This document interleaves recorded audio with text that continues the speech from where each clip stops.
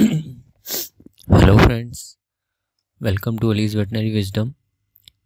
देसी chicken farming, organic farming का trend बढ़ रहा है और इसका रीज़न भी है क्योंकि अर्बन एरियाज़ जो हैं, मेट्रो सिटीज़ हैं, उसमें लोग ऑर्गेनिक फूड की डिमांड करने लगे हैं।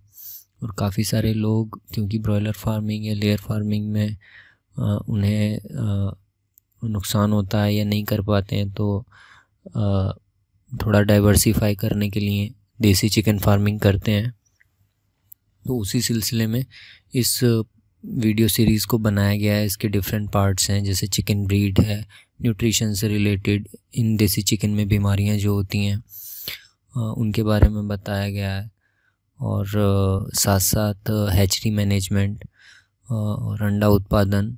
तो उन सब चीज़ों को, जो मोटी मोटी चीज़ें हैं ऑर्गेनिक देसी चिकन फार्मिंग से रिलेटेड, उन्हें इसमें बताया गया है। कमेंट सेक्शन में कमेंट्स आते रहते हैं इसके लिए, तो आइए देखते हैं। ये वीडियो जो बनाया गया है ये देसी चिकन फार्मर्स के लिए बनाया गया है, जो देसी चिकन की फार्मिंग करते हैं या फिर इस देसी चिकन फार्मिंग को स्टार्ट करना चाहते हैं। एक बहुत अहम बात वो ये है कि आपके कमेंट्स, लाइक, सब्सक्रिप्शन वो हमें मोटिवेट करते हैं और हम और ज़्यादा अच्छी यूज़फुल वीडियो बनाने के लिए मेहनत करते हैं, क्योंकि रिसर्च करनी पड़ती है, देखना पड़ता है कि सही इन्फॉर्मेशन आप तक पहुँचे। और मैं बार बार लाइक सब्सक्राइब करने के लिए बोलता नहीं हूँ वीडियो में, लेकिन आप करेंगे तो लोगों तक अच्छी इन्फॉर्मेशन पहुँचेगी और हमें भी मोटिवेशन मिलेगा। तो प्लीज़ इसे लाइक कीजिए, सब्सक्राइब कीजिए और शेयर भी कीजिए और लोगों के साथ। यहाँ पर आपको दो पिक्चर्स दिख रही हैं, इमेजेस दिख रही हैं।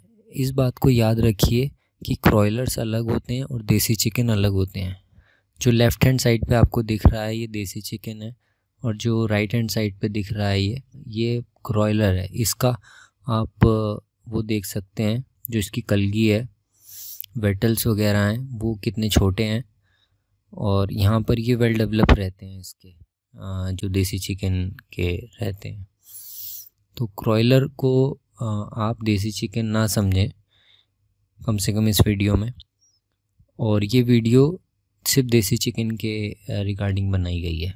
क्रॉयलर के जिन्होंने क्रॉयलर बनाया है वो मिस्टर विनोद कपूर हैं। ये बहुत बड़ी पर्सनैलिटी हैं। इन्होंने काफ़ी कुछ जो देसी चिकन है उसे डेवलप किया, ब्रीडिंग कराकर यहाँ गुड़गांव में, और काफ़ी इम्प्रूवमेंट और एक रिवोल्यूशन लेके आए इस फील्ड में।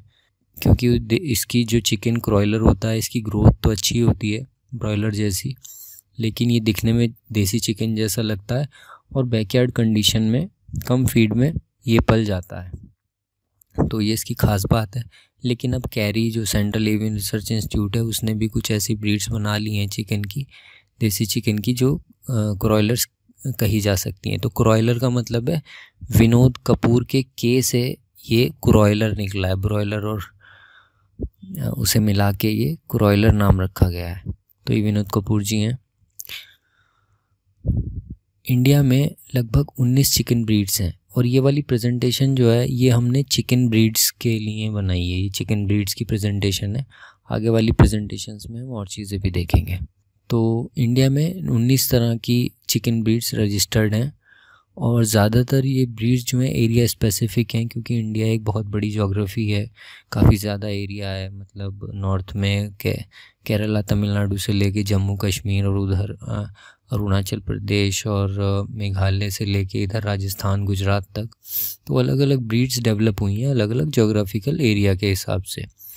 जो प्योर चिकन ब्रीड्स हैं वो मिलनी बहुत मुश्किल होती हैं, और जो देसी चिकन मिलते हैं हमें गांव वगैरह में फार्मर के पास, वो बेसिकली नॉन डिस्क्रिप्ट होते हैं, जिनमें कुछ ब्रीड्स के कुछ कैरेक्टर मिल जाते हैं। पिछले कुछ सालों में देसी चिकन की फार्मिंग का ट्रेंड इन जगहों में काफ़ी बढ़ा है, जैसे पंजाब है, उत्तर प्रदेश है, बिहार, मध्य प्रदेश। इन जगहों में देसी चिकन का ट्रेंड बढ़ा है। ऑर्गेनिक चिकन मीट की डिमांड भी बढ़ रही है, क्योंकि मार्जिन जो हैं ब्रॉयलर लेयर फार्मिंग में वो कम हो रहे हैं। जो छोटे फार्मर हैं उन्हें ये कंडीशन कंपेल करती हैं कि वो देसी चिकन फार्मिंग करें या कुछ और अल्टरनेटिव देखें, तो ये लुक्रेटिव लगता है उन्हें। और रिसेंटली कड़कनाथ का इतना पॉपुलर हो जाना ये भी एग्जांपल है इस ट्रेंड का कि रिसेंटली ये काफ़ी बढ़ा है। हालांकि लोगों ने कड़कनाथ के मार्केट को स्पॉइल भी किया है, मतलब एग्जैजरेटेड उसके क्लेम्स की वजह से। लेकिन फिर भी हम यहाँ पर कुछ इम्पॉर्टेंट चिकन ब्रीड्स के बारे में डिस्कस करेंगे। ये है पंजाब ब्राउन। ये गुरदासपुर जो एरिया है पंजाब का और अम्बाला यमुनानगर हरियाणा में, ये वहाँ पर पाया जाता है, वहाँ पर मिलती है ये ब्रीड। इसका जो प्लूमेज कलर है बाहर का वो ब्राउनिश रहता है और एक पर्टिकुलर पैटर्न रहता है इसके ऊपर। ये जो फ्लॉक साइज़ होते हैं रूरल एरियाज़ में 9 बर्ड्स के होते हैं और एवरेज वेट लगभग 2 किलो से 2 किलो का तो इसमें मुर्गा होता है, छोटा ही होता है, और लगभग 1.5 किलो की मुर्गी रहती है। क्लच साइज़ का मतलब है कि एक बार में ये कितने अंडे देते हैं, मतलब लगातार 4 से 5 दिन तक ये अंडे देते रहते हैं, 5-6 दिन तक। उसके बाद ये पॉज कर जाते हैं, फिर दोबारा जो साइकिल शुरू होती है, फिर उसमें 4-5 अंडे दिए जाते हैं, कुछ दिन बाद ये भी दोबारा उसमें आते हैं। तो सीज़न में ही अंडे देते हैं, मतलब जैसे सर्दियां हैं तो लोग इसी हिसाब से पालते हैं कि सर्दियों में अंडे मिलें। एग प्रोडक्शन ज़्यादा नहीं है, मतलब 80 अंडों तक, लेकिन देसी मुर्गी के हिसाब से 80 अंडे काफ़ी हैं साल में। अंडे का वेट भी ठीक ठाक रहता है, लगभग 46 ग्राम तक, और अंडे का जो कवर होता है वो ब्राउन कलर का रहता है। बैकयार्ड के लिए ये काफ़ी अच्छी ब्रीड है, मतलब डिजीज़ रेजिस्टेंट भी है और इसकी डिमांड भी अच्छी रहती है, अच्छे रेट्स में बिक जाती है। स्टैंडर्ड मैनेजमेंट प्रैक्टिसेस जो है ना इसके लिए, वो या वैक्सीनेशन है, फीड वगैरह, वो मैंने पहले बताया कि वो सेपरेटली हम अदर वीडियोस में देखेंगे। तो ये पंजाब ब्राउन है, ये निकोबारी चिकन है, जैसा इसका नेम सजेस्ट करता है। ये निकोबार आइलैंड, अंडमान निकोबार आइलैंड्स में मिलती है। इसका कलर जो है वो ब्राउन मैटेड सा रहता है, छोटे साइज़ की होती है और इसकी टांगें भी बहुत छोटी होती हैं, आपको जैसे इसमें दिख रही हैं। कॉम्पैक्ट रहता है और नेक भी छोटी रहती है। लगभग एवरेज इसका जो बर्ड साइज़ फ्लॉक साइज़ है वो 15 बर्ड्स का होता है और मुर्गे और मुर्गी का वज़न वही 2 किलो और 1.5 किलो के लगभग रहता है। क्लच साइज़ इसमें थोड़ा ज़्यादा होता है, 11 तक, और एनुअल एग प्रोडक्शन जो है वो 200 तक चला जाता है। और ये माना जाता है कि देसी चिकन में जो सबसे हाईएस्ट एग प्रोड्यूसर है वो निकोबारी चिकन है, मतलब 200 अंडे प्रोड्यूस करना। क्योंकि अगर देखा जाए तो कमर्शियल मुर्गी जो लेगहॉर्न पाली जाती है फार्मों में, ये BB 300 वगैरह, ये भी 280, 250, 280 अंडे देती हैं साल में।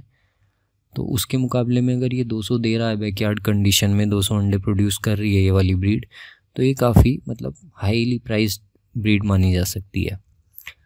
और इसके ज़्यादा एग प्रोडक्शन की वजह से कैरी ने इसे जो कैरी है सेंट्रल एवियन रिसर्च इंस्टीट्यूट, उसने कई क्रॉस ब्रीडिंग प्रोग्राम में भी इसे यूज़ किया है। इसके बाद मीरी, ये भी चिकन की ब्रीड है, ये आसाम में मिलती है, धीमाजी, लखीमपुर और अपर आसाम एरियाज़, मतलब नॉर्थ ईस्ट में ये वाली ब्रीड पाई जाती है। इसमें भी ये ब्राउन ब्लैक कलर की रहती है प्लूमेज पैटर्न और सॉलिड रहता है, कई बार स्पॉटेड भी होता है, स्ट्राइप्ड भी मिलते हैं। बॉडी वेट इसका जो चिक का वेट होता है वो काफ़ी कम रहता है, मतलब 25 ग्राम तक का चिक का वेट होता है। 5 मंथ की एज पे वेट 700 से 800 ग्राम होता है और 10 मंथ की एज पे ये लगभग 1.25 किलो का हो जाता है। एग प्रोडक्शन इसका ठीक ठाक है, लगभग एक लेइंग जो क्लच होता है, एक एग लेइंग साइकिल होती है, इसमें 11 से 15 अंडे देती है ये मुर्गी, और एनुअली ये 70 अंडे तक प्रोड्यूस कर देते हैं ये चिकन। एवरेज एज इस में लगभग 7 महीने की होती है। फिर आता है कालस्थी। कालस्थी भी एक ब्रीड है जो कि चित्तूर डिस्ट्रिक्ट में मिलती है, नेल्लोर आंध्र प्रदेश में। साउथ की तरफ जितने मुर्गे मिलते हैं ज़्यादातर वो मतलब लंबी गर्दन वाले होते हैं। प्लूमेज कलर इसमें ब्लूइश ब्लैक होता है और ब्राउन बर्ड्स भी मिलते हैं कुछ। और इसमें ख़ास बात होती है कि स्पर प्रेजेंट रहता है, वेटल्स एब्सेंट होते हैं, मतलब जो नीचे वाली कलगी होती है, नीचे वाली चोंच के नीचे जो होता है वो एब्सेंट होते हैं और स्पर प्रेजेंट होता है मेल्स में। और कॉक्स जो होते हैं इसके मुर्गों के ऊपर शाइनी गोल्ड फेदर्स होंगे। टांगे इसकी कंपैरेटिवली लंबी होती हैं। और कुछ सबसे कॉस्टली चिकन ब्रीड्स में से है ये, क्योंकि कम इसकी अवेलेबिलिटी काफ़ी कम है। मुर्गे का वज़न लगभग 2.5 किलो और मुर्गी का वज़न 1.25 किलो या 2 किलो तक इसमें मिल जाता है। पहला अंडा ये 6 से 8 महीने की एज पे देते हैं। और इसमें जो अंडों की संख्या है एक साइकिल में, क्लच में, तो 15 से 25 दिन में लगभग ये 9 से 14 अंडे तक दे देते हैं। पर इसका एनुअल एग प्रोडक्शन जो है वो काफ़ी कम है, इसी वजह से ये कॉस्टली है। इसके बाद आता है कड़कनाथ। इससे तो सभी वाकिफ़ हैं और आपने मतलब इसमें यूट्यूब में भरमार है कड़कनाथ की वीडियोस की, तो ज़्यादा बोलना इसके बारे में ठीक नहीं है, लेकिन फिर भी थोड़ी सी इन्फॉर्मेशन मैं दे दूं आपको। वो ये है कि झाबुआ और धार डिस्ट्रिक्ट जो है वेस्टर्न मध्य प्रदेश के, वहाँ पे मिलता है। और ब्लूइश ब्लैक कलर के इसके जो चिक्स होते हैं वो मिलते हैं, लेकिन जो एडल्ट प्लूमेज होती है वो सिल्वर या गोल्ड के उसमें धारियाँ होती हैं। काले रंग की इसकी पूरी जो प्लूमेज होगी, जो कवर होगा फेदर्स का, वो रहता है।